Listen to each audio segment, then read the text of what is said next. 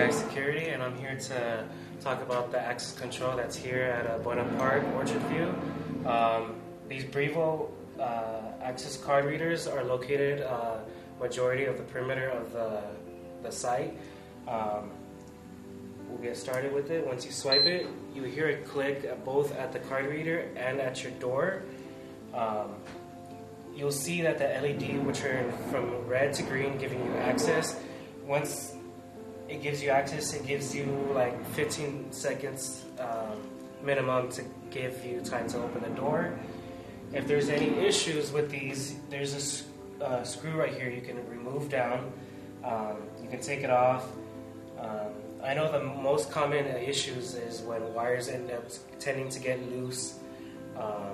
The copper starts touching other coppers, and these are very sensitive. So once you start removing wires one by one, I suggest removing all the wires except red and black, the negative and positive. The power is always going to be on, so it's always to be careful to not chop those off because you can burn out the board at the panel. Once you start wiring it back together, it's good to have it at upright. Again, these are smart lock readers. Again, they're very sensitive. If you don't have it at a certain position, it'll continuously giving you a beep. So you have to remove those power wires and angle it up. If it gives you 2 beeps, you're good. If it gives you less or more than that, you have to angle the card reader at a 45 degree and put those wires together and crimp them down, and you're good to go. Same this with the S2N face right here. It controls this door as well. You will be able to put your code in. It'll give you a green light for this and the card reader, and you'll also hear the click at the door. Once it deactivates, you'll see right here. If you do not have the code or the access code to enter, you can always call whether the leasing office or the tenant, and then they can buzz you in. If you ever are experiencing any further issues besides the diagnostics of either power cycling it or removing the wires and re-terminating it, you can always call us at 949-900-3152, and that's 949-900-3152, and we can be able to be sent over to help further more of the issues on these devices. For this step right here is for the cameras. We are here at the leasing office. This is just the screen just to view, like as a monitor PC. We have it connected to back at the IDF closet that's on the 2nd floor. It's connected, interlinked with the camera NVR, which is the recording system. From there, we are able to make changes and everything. Right here is just to monitor it, and if there is any incidents, you can always go into the camera location on where the incident happened. If there is an issue where you guys are having trouble and want to make it faster, you can always go to the left side. Right here, there's always the tab. You can left click it, and there will be a list of all the cameras that are recording, and if there isn't any of the cameras that aren't recording, there will be some that are hollow and gray. If there is any incidents, a fall, a fight, whatever the case is, these are labeled to be found fast. You can click on it, you can double click it, it'll bring it up. You double click it, the actual footage. Once you go down, the tab will be right here, and you can be able to go back to see when you need to, and everything for the most part is right here. And if there is like specific footage that will need to be extracted and such forth, I'm sure we can get called out for at 949-900-3152, and to help assist pull out footage into the USB drive or whatever is needed. Once you are done going back to the recorded footages, it's best to, at the right hand side at the bottom, to click the live view again, and it'll go back to being live again. To exit it out, you can double click it and it'll refresh it to the every view. If there is cameras that are not popped up, it says video loss or video not recording, it could be that the camera needs to be power cycled at the panel, or it's good to take the camera apart, which is the dome face and the camera, and just unplug the Ethernet cable, plug it back in after 15 seconds of it being down. There will be a little light that will blink and you can put it back up. If that doesn't continue to bring up the footage, you can call us again at 949-900-3152.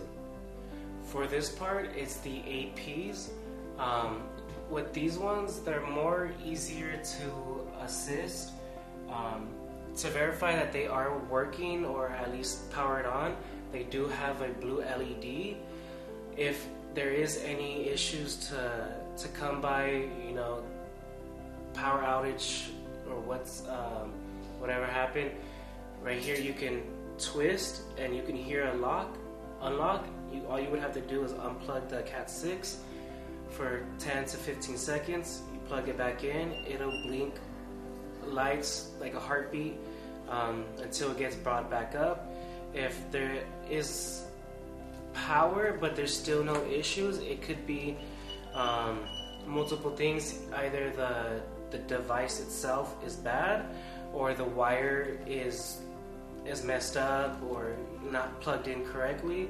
And to help with that issue is, back at the panel there is a patch panel where we can verify where these two lights that lets us know that it's a power light and an internet light. So again, if there's the issue where you see the device, the LED is blue, but you're still experiencing issues, is because there is processing power but not internet. And instincts so this yellow light will signify that's your power light. The green one usually signifies that it's the network. So for this device, it will tell me that the device will show that it's on, but as far as networking, it won't work. You can be able to figure out which one it is by that light. You can unscrew these two screws, turn the punch down, and see if maybe there's a wire that's loose, come undone, or something's wrong. If the issue is still ongoing, you can still call us at 949-900-3152, and troubleshooting this for the most part should be fairly simple. And again, if the basic steps don't work, you can just give us a call. For right here in the second floor IDF closet, we have both systems for access control and video cameras. This cabinet will be for the access control, and for this portion of the corner will be the cameras. Over here is where we have our switch and the punch downs. The switch is the gray one, which is the TP link. The punch downs are the black ones, and those ones are coming from straight the camera from there. We'll have a jumper from the punch down, which extends from the camera into the TP link, which is all connected into the motherboard of the camera system to get a recording. If cameras are down and after a power outage, or some cameras are not popping up, some of these lights will be functional. Either the yellow LED light will be on and then the green one will be off, signifying the camera is getting power, but there is no footage being sent over. In that case, what's best is to unplug it for 15 seconds. After those 15 seconds, plug it back in and wait for those cameras to reboot. Sometimes they can take a little bit to process through. If those cameras don't come back up, it's best to just give us a call at 949-900-3152. We have our stickers located here as well, so if you ever forget, you can always call us right here at these phone numbers. And they're pretty basic, so if you see that 2 of those LED lights are not working, it could be possibly the camera device itself. So if you already went through the steps of power cycling it and plugging it in, plugging it out, still doesn't work, it's still best to give us a call and we can assist with the issues. With the access control, same thing. It's just best just to power cycle it, remove it from the power for 15 seconds, plug it back in, and if the doors are still not working or if readers are continuously flashing or beeping, even after all those steps were completed, it's best to just give us a call, and that'll complete everything.